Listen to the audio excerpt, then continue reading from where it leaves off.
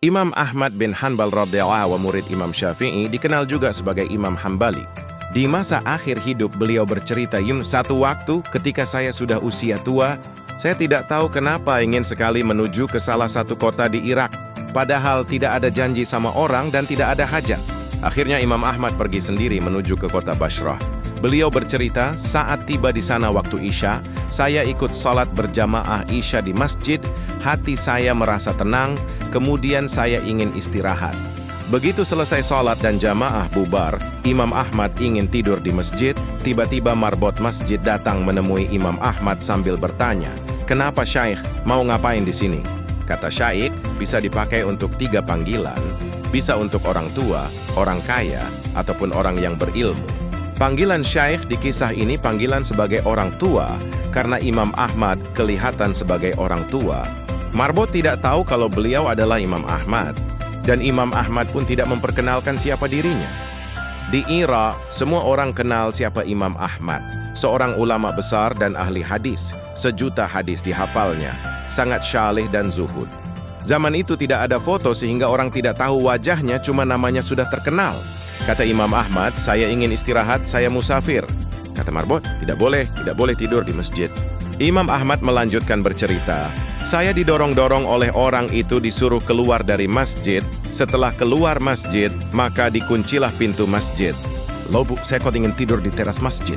Ketika sudah berbaring di teras masjid, marbotnya datang lagi marah-marah kepada Imam Ahmad. "Mau ngapain lagi Syaikh?" Kata marbot. "Mau tidur, saya musafir," kata Imam Ahmad. Lalu marbot berkata, "Di dalam masjid tidak boleh, di teras masjid juga tidak boleh." Imam Ahmad diusir. Imam Ahmad bercerita, "Saya didorong-dorong sampai jalanan. Di samping masjid ada penjual roti, rumah kecil sekaligus untuk membuat dan menjual roti. Penjual roti ini sedang membuat adonan, sambil melihat kejadian Imam Ahmad didorong-dorong oleh marbot tadi.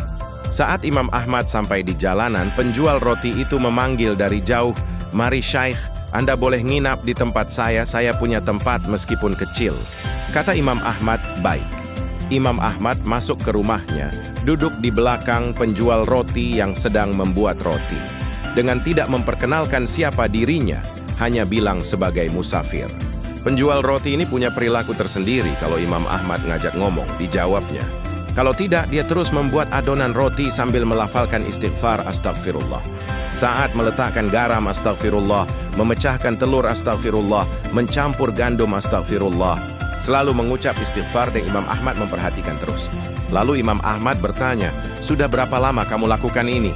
Orang itu menjawab, "Sudah lama sekali Syaikh. Saya menjual roti sudah 30 tahun, jadi semenjak itu saya lakukan." Imam Ahmad bertanya, "Apa hasil dari perbuatanmu ini?" Orang itu menjawab, "Lantaran wasilah istighfar, tidak ada hajat yang saya minta, kecuali pasti dikabulkan Allah. Semua yang saya minta, ya Allah, langsung diterima." Memang Nabi SAW pernah bersabda, "Siapa yang menjaga istighfar, maka Allah akan menjadikan jalan keluar baginya dari semua masalah. Dan Allah akan berikan rizki dari jalan yang tidak disangka-sangkanya." Lalu orang itu melanjutkan, "Semua dikabulkan Allah kecuali satu. Masih satu yang belum Allah kabulkan." Imam Ahmad penasaran kemudian bertanya, "Apa itu?" Kata orang itu, "Saya minta kepada Allah supaya dipertemukan dengan Imam Ahmad." Seketika itu juga Imam Ahmad bertakbir, "Allahu Akbar.